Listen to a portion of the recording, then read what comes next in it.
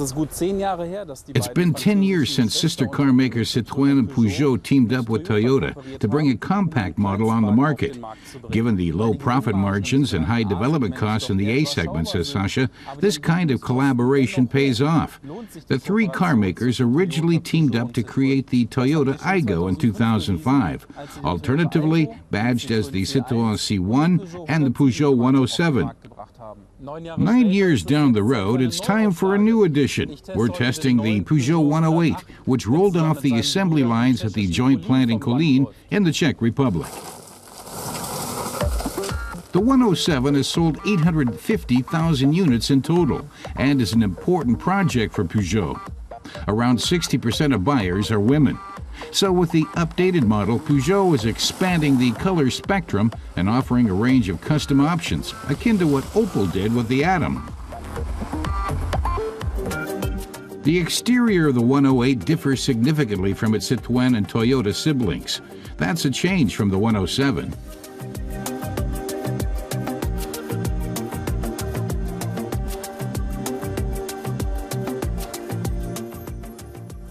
Stickers to add dashes of color to the interior and exterior cost €390 upwards.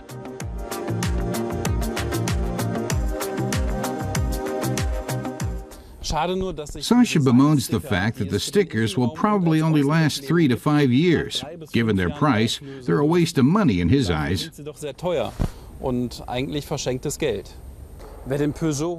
5-door version costs €11,500, even though it doesn't have any more space than other models.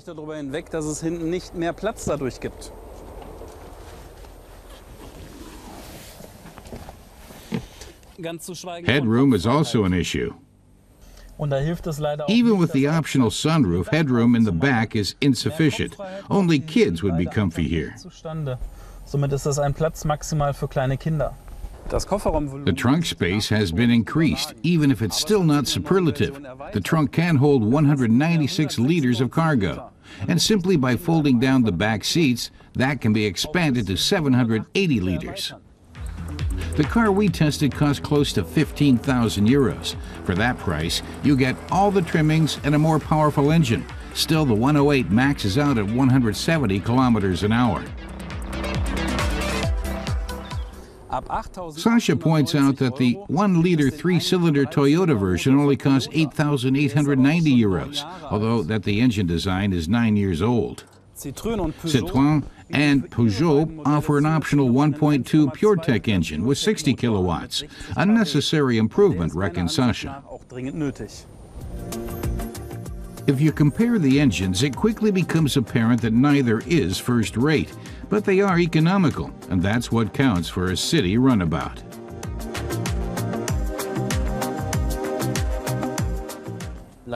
But Sasha asks why someone would buy a Peugeot 108 instead of its sibling vehicles.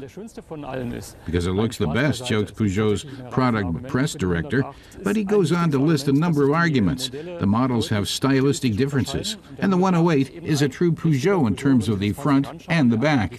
This is clearly a car in the Peugeot design tradition, he promises, and it fits well with the company's model family.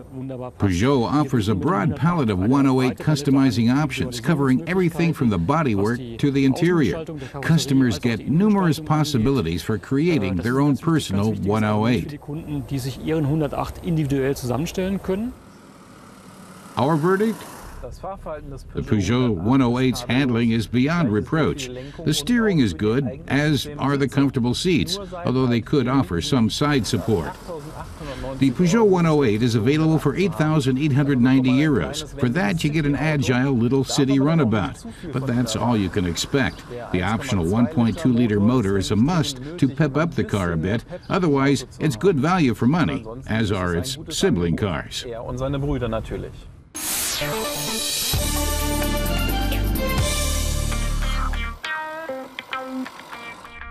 Suzuki put out its compact SX4 in an S-Cross version.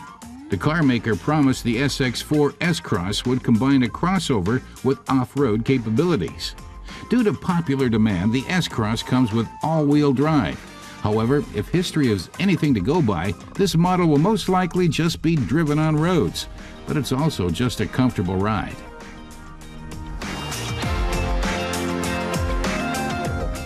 Car tester Emmanuel Schaefer says the suspension gives it a smooth drive, but he thinks that with an S-Cross model that's to be expected. Unfortunately, the car's interior has a bit of a utilitarian feel.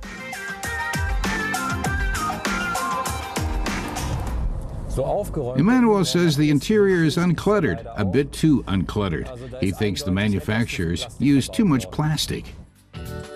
Of course, Suzuki isn't just about interior, but functionality as well. Nothing is too much, everything's where it belongs. Even the air conditioning and clunky GPS work well. There's a special dial just next to the gear stick. Manuel explains that you use the dial to select the driving mode. The first is snow mud for an unpaved or slippery surface. The second is sport for those who want to drive fast, and then there's automatic. In this mode, the car chooses the right mode for you.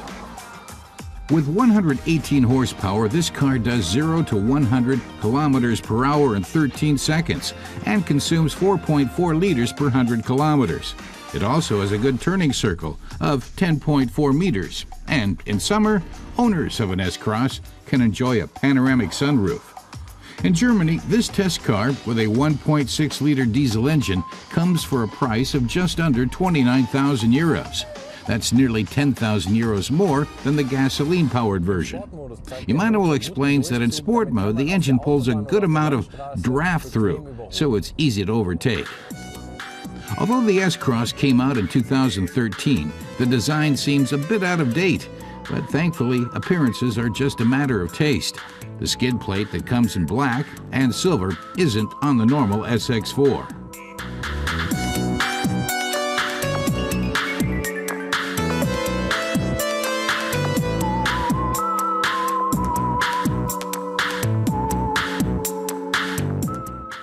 So what's our test driver's conclusion?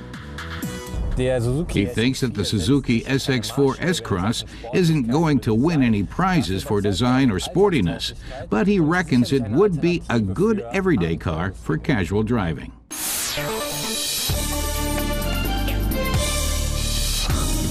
Celebrating the 25th anniversary of its TDI engine, Audi presents the RS5 TDI show car. The bi-turbo V6 delivers a sumptuous 750 Newton-meters of torque. In addition to the regular exhaust turbochargers, the engine boasts an electric air compressor, plugging the turbo gap. The new technology will be featured in selected Audi models as of 2015. The new Mercedes Vito is out now, available in 3 different versions: panel van, minibus, and the crew cab combo edition. They're powered by diesel engines with 1.6 and 2.1 liter displacements. The latter engine can also be combined with all-wheel drive. Prices in Germany start at just under 22,000 euros.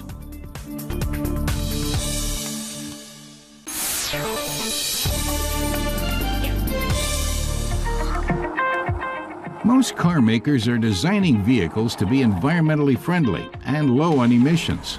With the A3 Etron, Audi is taking the next step in this direction. This is the first Audi model with plug-in hybrid technology.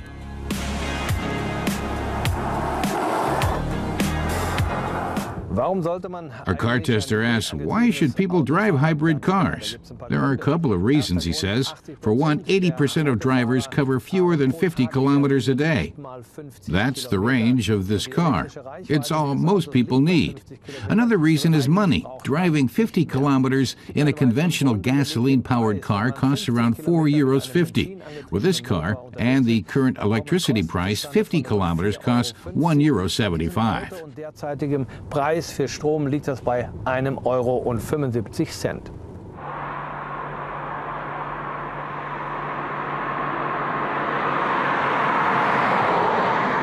This EV button is used to select various driving modes, for example, driving on electric power alone or driving very quietly. I can also save the battery charge or increase it. If I'm going to drive around town, it might be important for me to be CO2 neutral and make less noise. The Audi A3 e-tron is a plug-in hybrid. That means you can charge the battery at home or wherever there's an outlet. You open this here and stick in the plug. At home, on a 220-volt outlet, charging takes around 3 hours and 45 minutes. With an industrial power outlet, it takes around an hour and a half less. Audi's engineers had to put on their thinking caps to get the car to switch on the go from its electric drive to the combustion engine.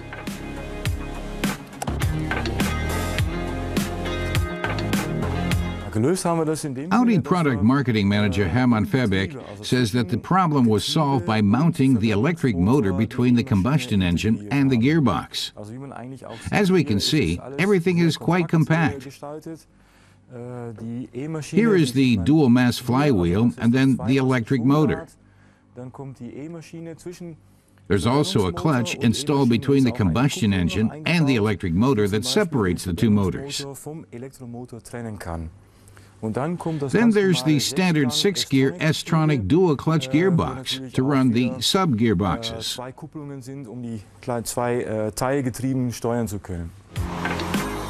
On electric drive, the A3 e-tron goes from 0 to 60 kilometers an hour in 4.9 seconds with a top speed of 130 kilometers an hour. When the combustion engine kicks in, the top speed shoots up to 222. Audi says the model averages 1.5 liters of fuel per 100 kilometers.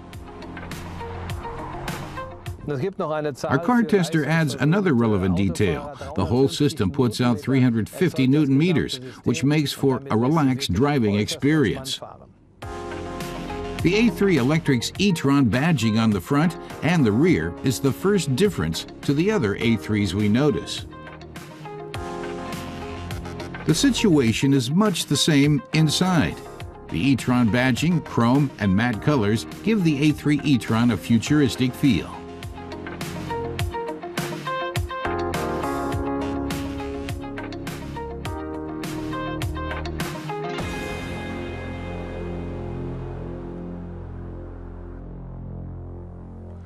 Our tester tells us there's also a smartphone app that allows drivers to access car data.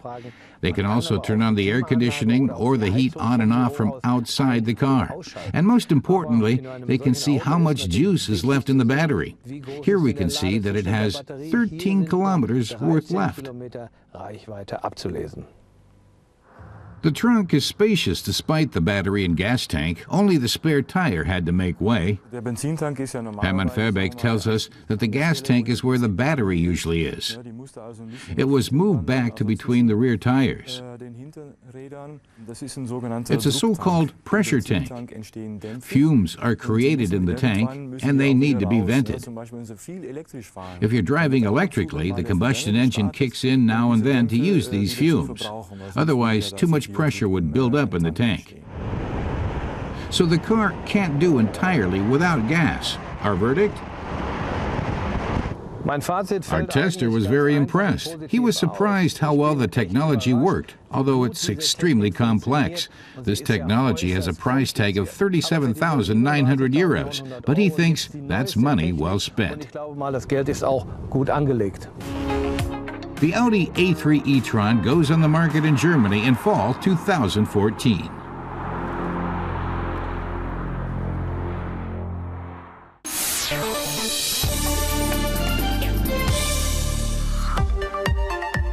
The Cross Tourer is billed as an all-roads version of the Citroen C5 wagon.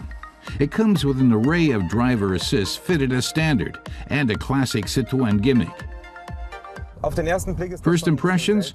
Our car reviewer Matis finds it a bit odd the way the steering wheel turns, but the center section does not. Then again, if you have a collision while going around a bend, you can be sure the airbag will deploy straight at you, meaning proper protection. So it is practical. The C5 has a reputation for sound handling. The Cross Tour makes no secret of its weight, however. The handling as such reflects how big and heavy the car is. Mattes finds it a bit sluggish. The steering response is a little indirect, although you don't feel as if it's unsafe.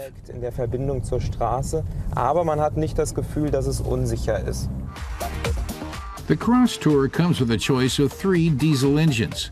The HDI 165 we tested is the second most powerful option, generating 120 kilowatts and propelling the car to 100 kilometers per hour in 9.3 seconds. Official fuel consumption is 5.1 liters. Overall, Mattes likes the interior workmanship. Some sections are a bit sloppy, like this edge of plastic sticking out. Or that light-colored thing poking out by the fan. But all in all, except for those minor cosmetic flaws, the interior works. The car's exterior look is enlivened by fender flares, long roof bars, and 18-inch alloy wheels. Chrome effect wing mirror caps and brushed metal style protective trim on the front and rear skirting add a touch of French chic to the new Citroen.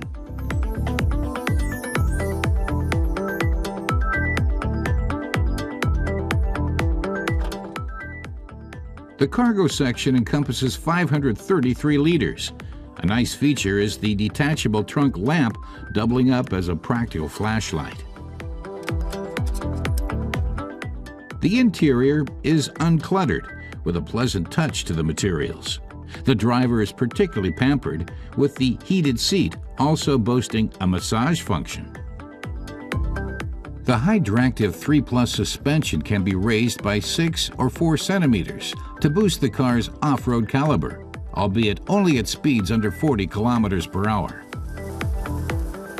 Mattes isn't really satisfied. On the one hand, you can raise the body really high, which is very practical on rough terrain.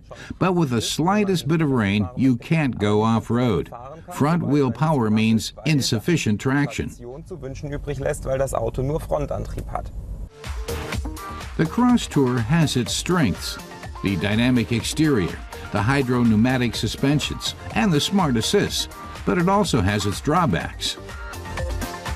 A 37,000 euro price tag in Germany means the Citroen C5 Cross Tour is no bargain, but not that expensive either. If it weren't for the restriction to front-wheel drive, the idea would be perfect.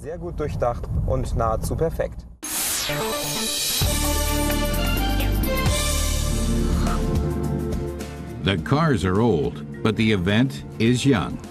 The SchlossBenz Berg Classics is only in its 6th year, but it's already made an international name for itself as one of the world's top classic and vintage car events. Getting ready to start in a Ferrari 308 GTS are Dieter Kostanov and his co-driver in matching Hawaiian shirts. What Dieter likes best about this car is that it's in the original condition, with its original paint. It's never been tuned or altered since it rolled off the assembly line, and it still drives beautifully. The 8-cylinder 240 horsepower engine is the same version driven by Tom Selleck in his TV series Magnum P.I., the Targa version with the removable roof.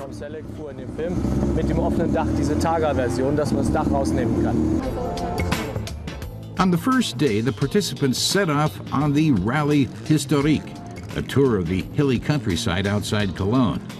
Not all of the cars are rarities. The SchlossBenz Berg Classics may cultivate a high-class atmosphere, but it's no place for snobs. Vintage rubs shoulders with cutting edge, top of the line with cult cars, like the VW Bug. That's one of the event's unique selling points.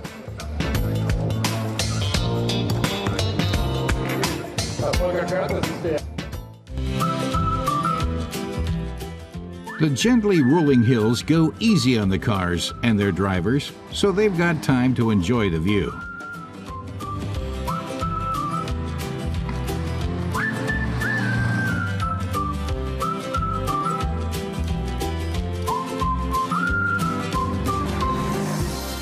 Also in the lineup is a 1975 VW Golf, known as the Rabbit in North America. It was one of the very first. Actor Ingo Najok says the first Golfs were built close to his birthplace. After graduating from high school, he drove a Golf through France and Spain to Morocco. It was a graduation present for his then girlfriend. He says it never let him down. It brought them safely home. The Moroccans stole everything else they had along, from their cameras to their surfboards. They even had to buy 2 new front wheels in Morocco. It was an odd feeling for him to be back in the same car he once drove all through Europe. In dem Auto, in dem ich früher mal durch die ganze Welt gefahren bin. Das war ist schon lustig. The VW Golf still promises mobility for all, regardless of class. At the SchlossBenz Berg Classics, it holds its own with the Ferraris, Porsches, and Jaguar E-types.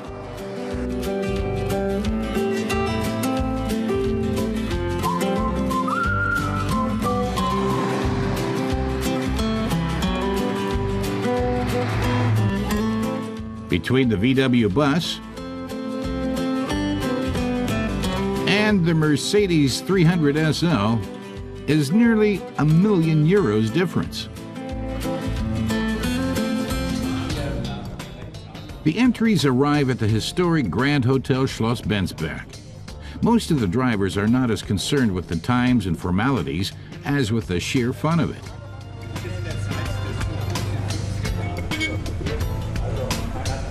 Ingo Najok says only the last few kilometers were a bit tiring. He felt for himself that his Golf seats were not up to date, ergonomically speaking. But they still had fun, and they'd still like to know how they placed. He's not even sure if they won or not.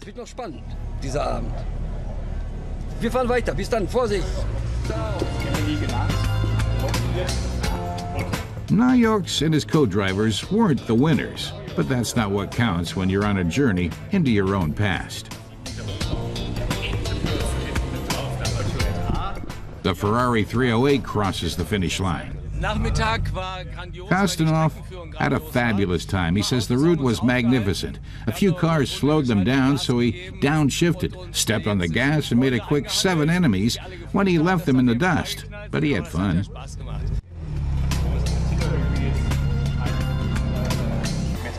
The Berg Classics perennial motto is very important cars only.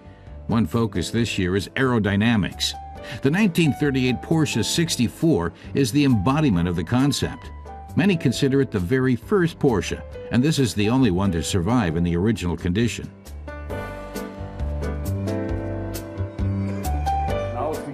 This 1941 Tatra Type 87 was another milestone of aerodynamic automotive design.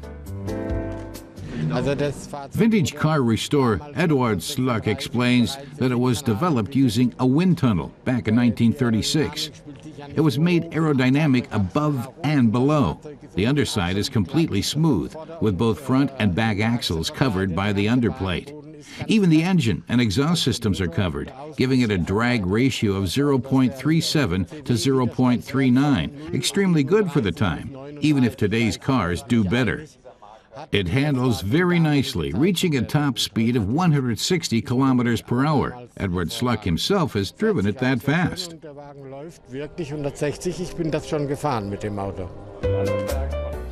Another focus this year is plastic car bodies, such as the one on the Studebaker Avanti R2.